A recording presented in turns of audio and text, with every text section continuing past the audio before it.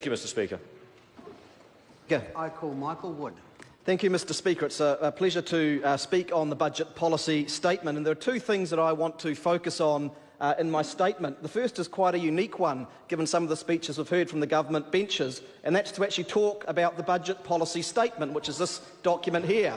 And the second one that I want to bring to the House's attention is one that we haven't heard much of from the government benches either, and that's a little trip I want to take outside of the comfort of this chamber, out into the real world, a little bit later in my comments, to talk about what people out there actually living real lives in New Zealand might have wanted to have seen in this budget policy statement. Mr. Speaker, I sat through the first couple of speeches from the government benches, heard from Mr. Bishop and the Honourable Amy Adams. Before premature rigor mortis set in, I managed to hear their comments, and I just want to reflect on some of the comments that they put forward there. The first came from Mr. Bishop, and it was like trying to grasp at a pillar of smoke over in the corner there, because as I looked towards him, I wanted to grab onto something to respond to in respect of this debate, but there was precious little in terms of the budget policy statement. And in fact, I timed it, sir. And we got to 9 minutes and 33 seconds until Mr. Bishop actually mentioned something substantively about the budget policy statement. The first 9 minutes and 33 seconds were all about the Labour Party and, of all people, Russell Norman. Now, I know Russell Norman has grown a spectacular and luscious beard that Mr. Bishop may well be very interested in, but it wasn't really that relevant in respect to the budget policy statement debate. What he did get on to talking to was another matter that is of substance, but of course doesn't actually relate to the budget policy statement, and that was the government's lack of contributions to the Cullen Super Fund here. And even though that matter doesn't relate directly to the budget policy statement because the government isn't contributing, the sheer intellectual dexterity and gymnastics that Mr. Bishop put into constructing his argument do warrant some form of response. Because what Mr. Bishop put up was this contention, sir. He put up this contention in justifying the government's lack of contributions over the last 8 years. He argued that if the markets hadn't have gone up, if we hadn't have received consistent returns, then that lack of investment was justified.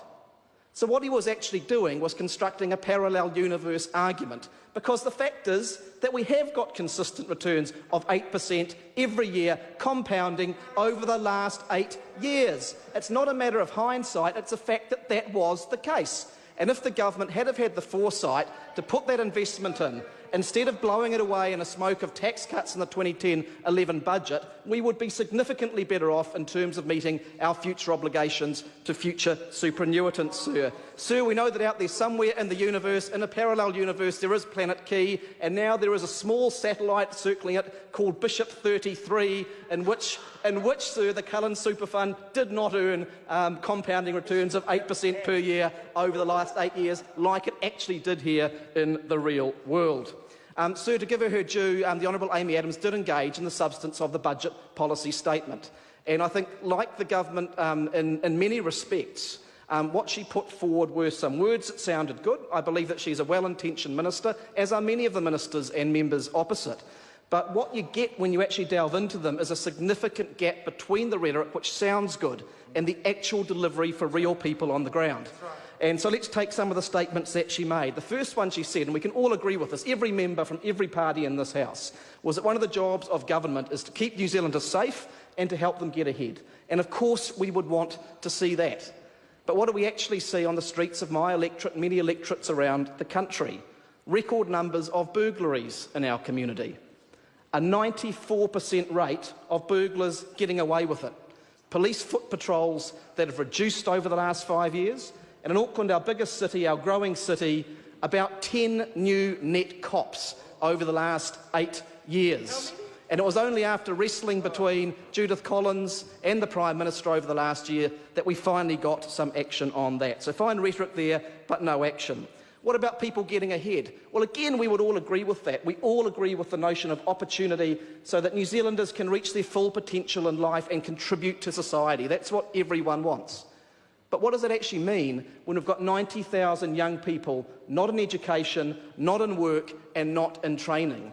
That's 90,000 young people full of potential, full of ideas, with the ability to do good things if only they had the support of a government that would actually back them and put the resources in to make a difference in their lives, sir. We also heard from Honourable Amy Adams that we want a system that creates opportunities and looks after our most vulnerable. Well, tell that to the Mangere Budgeting Centre. They're people actually out there in the community doing the mahi, looking after our most vulnerable, doing what helping low-income people do what this government tells them they're supposed to do, getting their financial affairs in order. What does the Mangere Budgeting Centre have to do under this government to keep itself going? They've got to run sausage sizzles at the weekend, because this government fails to provide the support to those essential community services. And there are many groups like this in my community as well who are struggling under the fiscal constraints of this government. We heard that this government supports wages rising. Well, what about the 45% of New Zealanders last year who, in amongst that fog of the average statistic, did not get any wage increase? And I can bet you bottom dollar, sir, that most of those people were people on relatively low incomes. We heard from Minister Bridges as well, he's a fellow Gen Xer, a bit like me, I think, so he grew up through the 1990s, and for that reason I give him the Seinfeld Award for irony for describing the new Prime Minister, Bill English, as new, fresh, dynamic leadership. And then Mr Bridges, in 10 minutes, this is the Finance Minister, maybe he wants to be the Finance Minister, the Transport Minister, in his 10-minute speech in the Budget Policy Statement, at the same time as Auckland faces a transport crisis and is grinding to a halt, did not say one thing about investing in public transport in our biggest city. Not one thing. And so it's on that note, sir, that I want to take members in this chamber on a little bit of a journey through the real world of my constituency in Mount Roskill, where many ordinary, decent people live who want all of those things that we've just talked about. You know, my day in Mount Roskill might start with a morning trip down Dominion Road, where thousands of people are stuck in congestion, annoyed, frustrated, having their time, their economic energies wasted, just like on major arterial roads across Auckland. And all of the members in this chamber who live in Auckland know about that, and they know that it's not good enough. But what do we get from this government? Do we get a transformative vision, a transformative plan to actually invest in modern public transport like every other smart city around the world? No.